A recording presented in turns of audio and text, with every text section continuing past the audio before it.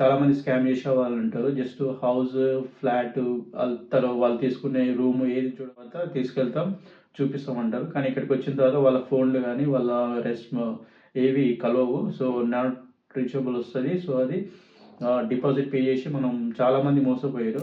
తను రెంట్ కట్టే సిచ్యువేషన్లో ఉన్నారా లేదా అని అయితే చూసుకొని రెంట్ ఇస్తారు. సో మనం ల్యాండ్ లార్డ్ తోటి మాట్లాడుకోవడం, లేకపోతే లెట్టింగ్ ఏజెన్సీ ఉంటాయి. సో లెట్టింగ్ ఏజెన్సీని కాంటాక్ట్ అవ్వడం చాలా బెస్ట్ మెన్షన్ చేస్తుంటారు. సో మనము కాంట్రాక్ట్ అగ్రిమెంట్ సైన్ చేసే కంటే ముందు అయితే మనం క్లియర్గా హౌస్ కండిషన్ అయితే చూసుకొని, ఇంకా అందరికీ నమస్తే, welcome to my channel RP UK blogs. So first time నా వీడియోస్ అయితే చూస్తున్నట్లయితే, సో నా పేరు రఘు. నేను యూకేలో నా లైఫ్ ఎక్స్పీరియన్స్ గురించి, యూకే లైఫ్ స్టైల్ గురించి, ఇంకా ఇన్ఫర్మేటివ్ వీడియోస్ అయితే చేస్తూ ఉంటాను. So please to support and subscribe my channel.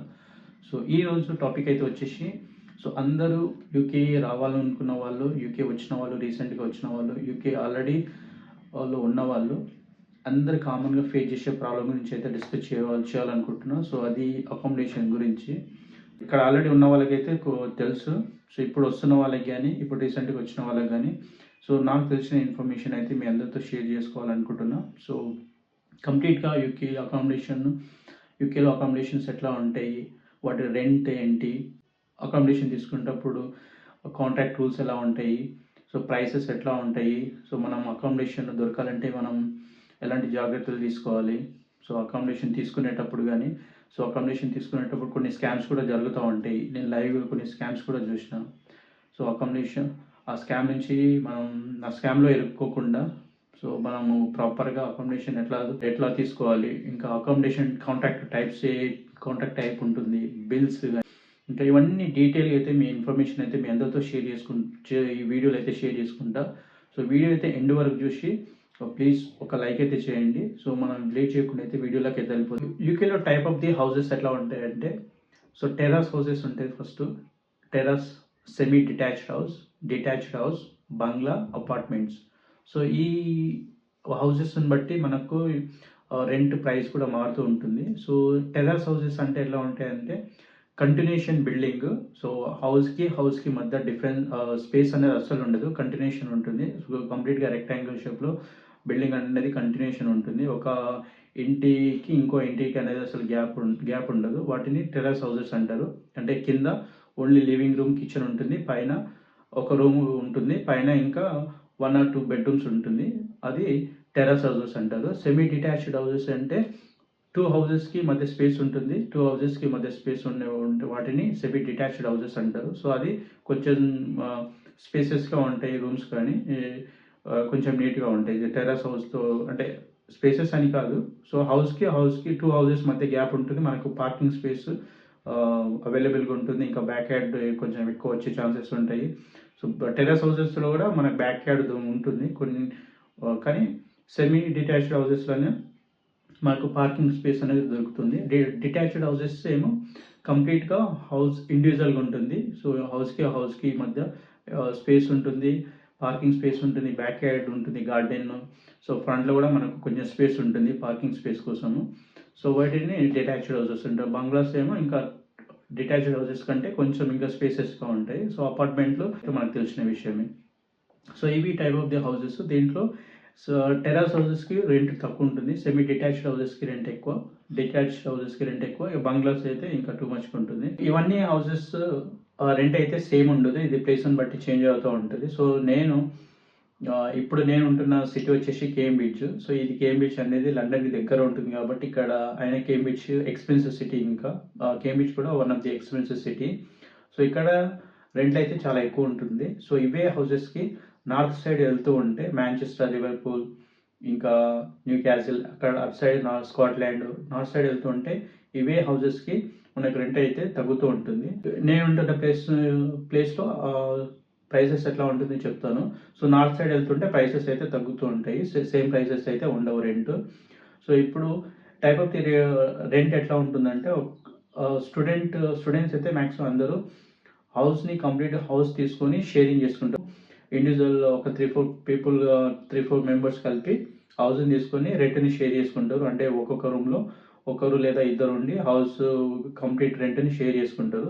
Sharing houses ఉంటాయి. లేకపోతే ఫ్లాట్ తీసుకోవచ్చు, స్టూడెంట్ అకామిడేషన్స్ నేను ఉంటున్న సిటీలో అయితే ఒక స్టూడెంట్ ఒక సింగిల్ రూమ్ తీసుకోవాలంటే, ఒక షేరింగ్ హౌస్లో ఒక సింగిల్ రూమ్ తీసుకోవాలంటే తనకైతే యావరేజ్గా £400 అబోవ్నే పే చేస్తే ఒక సింగిల్ రూమ్ అయితే దొరుకుతుంది. అది sharing kitchen, sharing washroom. So ఇక్కడ యూకేలో వాష్రూమ్స్ పెరుగుతూ ఉంటే మనకు ప్రైసెస్ అనేది పెరుగుతూ ఉంటుంది. So sharing kitchen, sharing washroom అయితే యావరేజ్గా £400 పెడితేనే కేంబ్రిడ్జ్ సిటీలో, కేంబ్రిడ్జ్ అవుట్స్కట్స్లో అయితే మనకు ఒక సింగిల్ రూమ్ అనేది సింగిల్ రూమ్ దొరుకుతుంది. అదే డబుల్ రూమ్, కొంచెం స్పేసెస్ కొన్న రూమ్ కావాలంటే £600 నుంచి £700 అయితే ఖచ్చితంగా యావరేజ్ ప్రైజెస్ రెంట్ అయితే కేంబ్రిడ్జ్ సిటీలో ఉన్నాయి. అదే నార్త్ సైడ్ వెళ్తూ ఉంటే ఇదే ప్రైస్ అనేది తగ్గుతూ ఉంటుంది. £300లో ఒక సింగిల్ రూము, £450 నుంచి £500 పెడితే మనకు డబుల్ రూమ్, స్పేస్ రూమ్ అయితే ఒక షేరింగ్ హౌస్లో అయితే దొరుకుతుంది.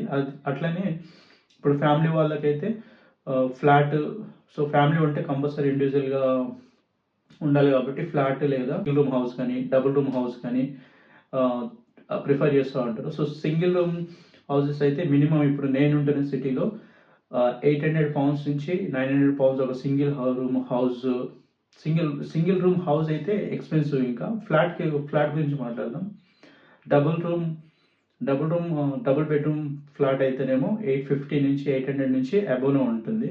సో కొంచెం ఇప్పుడు కేంబ్రిడ్జ్ సిటీ, లండన్ సిటీకి వెళ్తే ఇంకా ఎక్స్పెన్సివ్. ఇప్పుడు నేను లండన్ అవుట్కట్స్లో ఉన్న సిటీ కాబట్టి ఇది £850 నుంచి £1000. ఇంకా సిటీ మధ్యలో దగ్గరికి వెళ్తూ ఉంటే £1200, £400, £1400 కూడా ఉంటుంది ఒక డబుల్ బెడ్రూమ్ ఫ్లాట్ వచ్చేసి.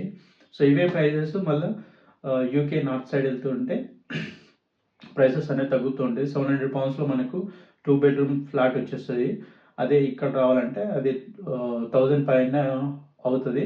ఇంకా సిటీ సెంటర్లోకి వెళ్తూ ఉంటే £1500, £1600, £2000 కూడా ఉన్నాయి 2 బెడ్రూమ్ ఫ్లాట్కి. అదే హౌసెస్ కావాలంటే ఇంకా expensive. Single bedroom houses more than £1000 ఉంటుంది. 2 బెడ్రూమ్ హౌసెస్ 1600 నుంచి 2000 ఇంకా అబోవ్నే ఉంటుంది. సో సింగిల్ 2 బెడ్రూమ్ హౌసెస్కి ఇవి యూకే కరెన్సీలో. మన ఇండియన్ కరెన్సీలో చూసుకుంటే 100 టైమ్స్, అంటే ఒక సింగిల్ రూమ్కి ఒక స్టూడెంట్ ఒక సింగిల్ రూమ్లో ఉండాలంటే 50,000 నుంచి 60,000 పే చేస్తున్నాడు పర్ మంత్. అది ఇంక్లూడింగ్ బిల్స్ ఉంటాయి, కొన్ని ఇంక్లూడింగ్ బిల్స్ ఉండవు. అది ఒక ఫ్యామిలీ ఉండాలంటే సింగిల్ బెడ్రూమ్ ఫ్లాట్ యావరేజ్గా £700 అబోవ్నే ఉంటుంది. సో 70,000. అదే డబుల్ బెడ్రూమ్ ఫ్లాట్ కావాలంటే £850 అబోవ్నే ఉంటుంది. అండ్ ఇంకా అది ఇంక్లూడింగ్ బిల్స్ అంతా కలిపేసి £1,000 అబోవ్నే అవుతుంది. యావరేజ్గా £1,200 అవుతుంది ఒక ఫ్యామిలీ ఉండాలంటే. అంటే 1,20,000 పే చేస్తే మనకు ఒక 2 బెడ్రూమ్ ఫ్లాట్ అనేది దొరుకుతుంది ఇప్పుడు నేను ఉంటున్న సిటీలో. సో ఇవి ప్రైజెస్. మళ్ళీ నార్త్ సైడ్ వెళ్తే తగ్గుతుంది. సో ఇంక్లూడింగ్ బిల్స్ వచ్చేసి మనకు నార్త్ సైడ్ వెళ్తూ ఉంటే మనకు £1,000లో అయితే 1,800, £900 అయితే మనకు 2 బెడ్రూమ్ ఫ్లాట్ దొరుకుతుంది. అంటే 80,000 నుంచి 90,000 అవుతుంది. యావరేజ్గా ఎటు వెళ్ళినా మనకి యావరేజ్ చేసుకున్న £350 అయితే ఒక సింగిల్ రూమ్ దొరకాలంటే యూకేలో ఎటు వెళ్ళినా £350 అయితే ఈజీగా పే చేయాల్సి వస్తుంది. ఇంకా ఎన్సూట్ రూమ్స్ కావాలంటే, అటాచ్డ్ వాష్రూమ్ ఉన్న రూమ్స్ కావాలంటే మినిమం 650 అబోవ్నే పే చేయాల్సి వస్తుంది ఎక్కడ పోయినా సరే. సో ఇవి రెంట్స్ వచ్చేసి. సో యూకేలో అకామిడేషన్ దొరకడానికి అయితే చాలా స్ట్రగుల్ పడుతూ ఉంటారు. సో యూకేలో అకామిడేషన్ తీసుకునేటప్పుడు మనం తీసుకోవాల్సిన జాగ్రత్తలు ఏంటి అయితే మాట్లాడుకుందాం ఇప్పుడు. చాలామంది స్టూడెంట్స్ తెలియకుండానే యూకేకి వచ్చే కంటే ముందే ఏజెన్సీ కానీ లేకపోతే ఫేస్బుక్లో కానీ కొందరు చాలామంది స్కామ్ చేసే వాళ్ళు ఉంటారు. జస్ట్ హౌస్, ఫ్లాట్, వాళ్ళు తీసుకునే రూమ్ ఏది చూడకుండా డిపాజిట్ పే చేయమని చెప్తే డిపాజిట్ పే చేస్తారు. సో ఇక్కడికి వచ్చిన తర్వాత సో అడ్రస్ అని చెప్తే ఇక్కడికి ల్యాండ్ అయిపోయిన తర్వాత తీసుకెళ్తాం, చూపిస్తామంటారు. కానీ ఇక్కడికి వచ్చిన తర్వాత వాళ్ళ ఫోన్లు కానీ వాళ్ళ ఏవి కలవవు. సో నాట్ రీచబుల్ వస్తుంది. సో అది డిపాజిట్ పే చేసి మనం చాలామంది మోసపోయారు. నేను స్టూడెంట్గా ఉంటున్న హౌస్లో ఒక సేమ్ ఇన్సిడెంట్ జరిగింది.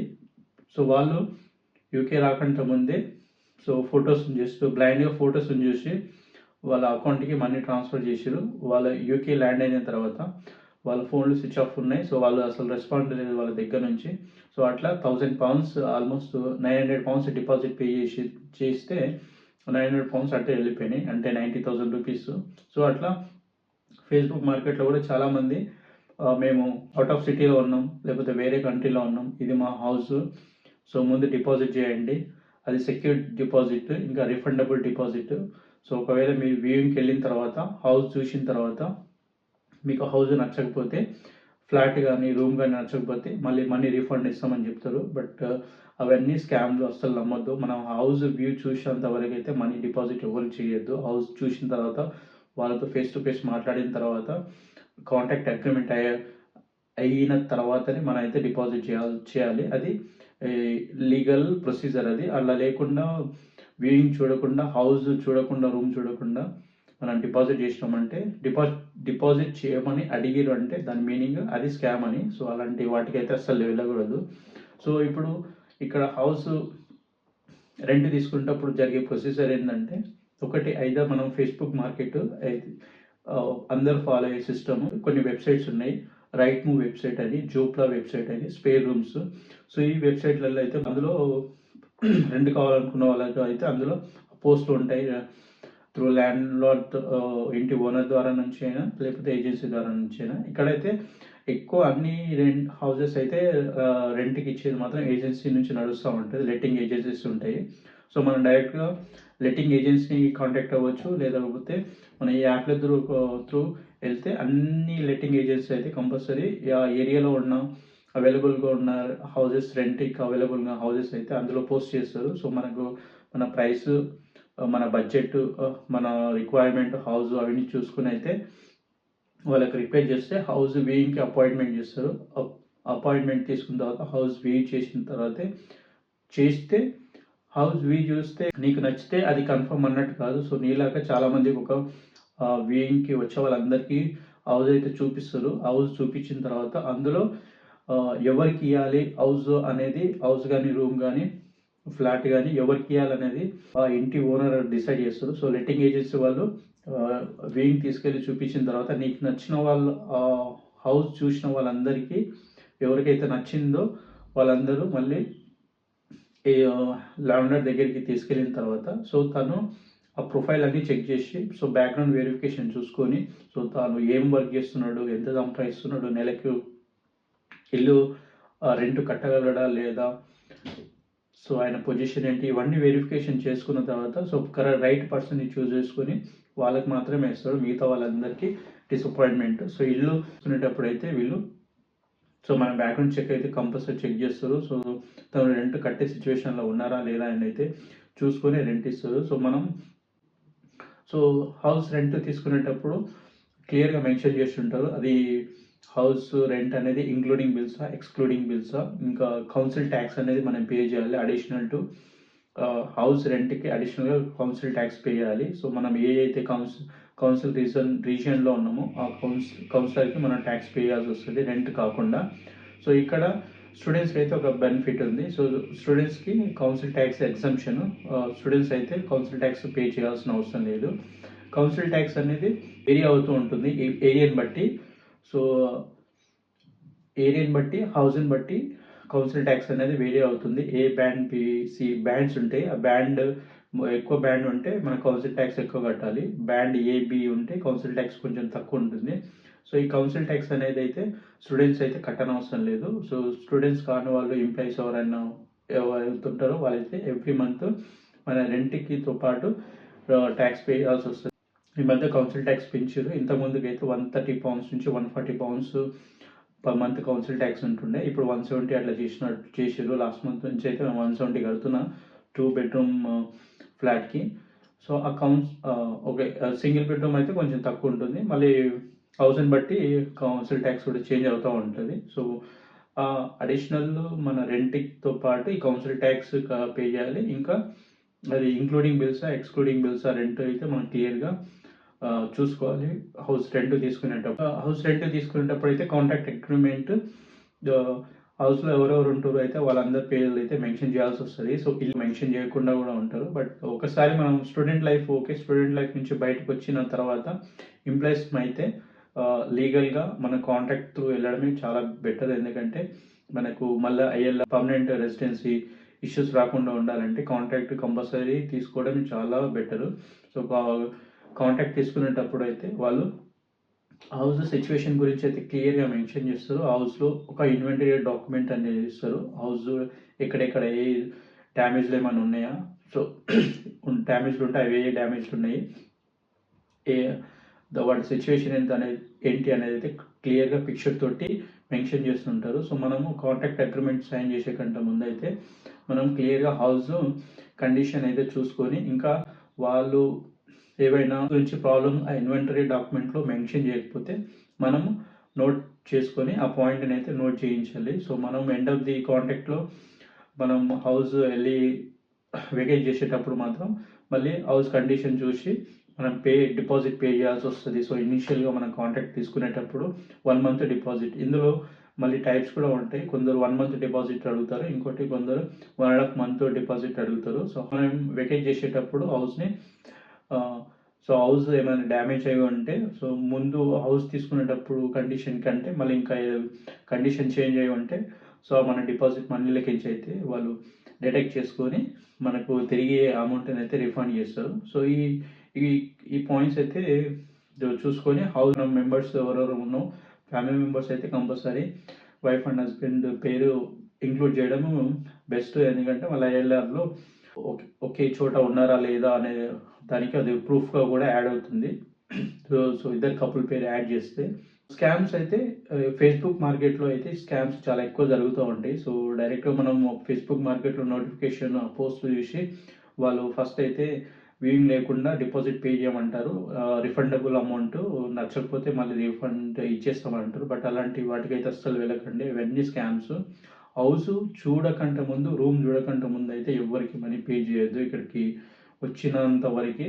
సో ఇన్ కేసు యూకేలో ఉండి ఇక్కడ అకామిడేషన్ సెట్ చేసుకోవాలనుకుంటే ఎవరికైనా తెలిసిన వాళ్ళ త్రూ వెళ్ళడమే చాలా బెటరు. తెలిసిన వాళ్ళు ఉంటే వాళ్ళు, సో మీరు ఏదైనా వెబ్సైట్లో హౌస్ చూస్తే తెలిసిన వాళ్ళ త్రూ అక్కడికి వెళ్ళి ఎంక్వైరీ చేసుకోవడం, లేకపోతే డైరెక్ట్ ల్యాండ్ తోటి మాట్లాడుకోవడం, లేకపోతే లెట్టింగ్ ఏజెన్సీ ఉంటాయి.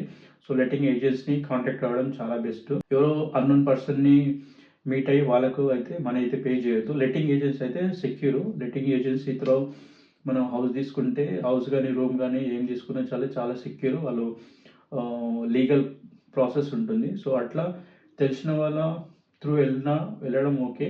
లేదు అంటే లెట్టింగ్ ఏజెన్సీ ద్వారా వెళ్తే కూడా చాలా బెస్ట్ ఆప్షన్. కేసు మనకు కన్వీనియంట్గా హౌస్ కానీ రూమ్ కానీ దొరికిందంటే, సో ఆ హౌస్ని లాంగ్ టర్మ్ ఉండడానికి అయితే ప్రిఫర్ చేసుకోవడం బెటర్. ఎందుకంటే ఒకసారి హౌస్ వెకేట్ చేసినామంటే మళ్ళీ ఇంకో హౌస్ దొరకాలంటే, రూమ్ కానీ ఫ్లాట్ కానీ దొరకాలంటే చాలా కష్టం ఉంటుంది. సో ఫస్ట్ వెతుక్కునేటప్పుడే మనకు అన్నీ కన్వీనియంట్గా చూసుకొని వెతుక్కొని ఆ హౌస్లోనే మన నెసెసరీ అంటే స్టూడెంట్ లైఫ్ అంతా కంప్లీట్గా అయిపోయేంత వరకు అయితే ఉండడం బెటర్. ఒకసారి స్టూడెంట్ లైఫ్ నుంచి బయటకు వచ్చిన తర్వాత ఎంప్లాయీ ఎక్కడైనా జాబ్ దొరికితే ఆ జాబ్ లొకేషన్లో మంచి ఏరియాని చూసుకొని హౌస్ వెతుక్కుంటే, సో అక్కడే లాంగ్ టర్మ్గా ఉండడానికి అయితే ట్రై చేయాలి. మళ్ళీ వెకేట్ చేసి ఇంకో ప్లేస్కి వెళ్ళి ఇంకో హౌస్ దొరకాలంటే అయితే, ఒక హౌస్ వెకేట్ చేసి ఇంకో హౌస్ మనకు దొరకాలి అంటే అయితే మళ్ళీ 3 months వరకు, 3 months మినిమం 3 months అయితే స్ట్రగుల్ పడాల్సి వస్తుంది. హౌసెస్ అయితే అంత ఈజీగా దొరకవేయడం. ఏజెన్సీ వాళ్ళ దగ్గర ఉన్న అవైలబుల్గా ఉన్న హౌసెస్ అన్నీ ఆ వెబ్సైట్లో అయితే ఉంటాయి. అన్ని లెట్టింగ్ ఏజెన్సీ అయితే ఆ వెబ్సైట్లో ఉంటాయి. సో ఆ వెబ్సైట్ అన్నీ నేను డిస్క్రిప్షన్లో లింక్స్ అన్ని పెడతాను. సబ్ కాంట్రాక్ట్ అయితే తీసుకోవద్దు. ఎందుకంటే వాళ్ళు మెయిన్ ల్యాండ్ లార్డ్ దగ్గర కాంట్రాక్ట్ తీసుకొని మళ్ళీ వాళ్ళు ఏ డాక్యుమెంట్ లేకుండా జస్ట్ ఏదో temporary document, illegal document create చేసి వాళ్ళు రెంట్ పెంచి మనకి ఇస్తూ ఉంటారు. సపోజ్ ఒక హౌస్ వచ్చేసి £1,500 ఉందనుకోండి. ఒక హౌస్ రెంట్ వచ్చేసి 3 bedroom, సపోజ్ 3 bedroom ఫ్లాట్ అనుకుంటే 3 bedroom హౌస్ 1,500 ఉందంటే తను కాంటాక్ట్ తీసుకొని మళ్ళీ తను ఉండకుండా వేరే వాళ్ళకి మళ్ళీ రెంట్కి ఇస్తాడు. సో మళ్ళీ £500 అట్లా ఇంక్రీజ్ చేసి, సో అది మన మీద ఇండైరెక్ట్గా మన మీద బర్డెన్ పడుతూ ఉంటుంది. సో థర్డ్ సబ్ కాంట్రాక్ట్ తీసుకోకుండా డైరెక్ట్ ల్యాండ్ లార్డ్ లేదా లెట్టింగ్ ఏజెన్సీ దగ్గర మనం హౌసెస్ తీసుకునేటప్పుడు అయితే వీళ్ళ దగ్గర తీసుకుంటే, సో జెన్యున్గా ఆ ఏరియాలో ఆ హౌసెస్కి రెంట్ ఎంత ఉందో అంత మాత్రమే కడతాము. లేదు ఇంకా ఇల్లీగల్‌గా వెళ్తే సో మనకు దొరుకుతాయి హౌసెస్ దొరుకుతాయి. బట్ మనీ కూడా ఎక్కువ పే చేయాల్సి వస్తుంది. నేనైతే అన్ని విషయాలైతే మ్యాక్సిమం కవర్ చేసినాను అనుకుంటున్నా. సో ఇంకా మీకు అకామిడేషన్ గురించి ఇంకా మీకు ఏమైనా డౌట్స్ ఉంటే అయితే నా కామెంట్ సెక్షన్లో అయితే కామెంట్ చేయండి. సో ప్రతి ఒక్క డౌట్కి అయితే నేను ఆన్సర్ చేయడానికి అయితే ట్రై చేస్తాను. సో ఈ వీడియో అయితే మీ అందరికీ నచ్చింది అనుకుంటున్నాను. సో ఈ వీడియో కానీ నచ్చినట్లయితే please like, share and subscribe my channel. ఇంకొక మంచి వీడియోతో మళ్ళీ కలుద్దాం. అంతవరకు టేక్ కేర్, బాయ్, జై హింద్.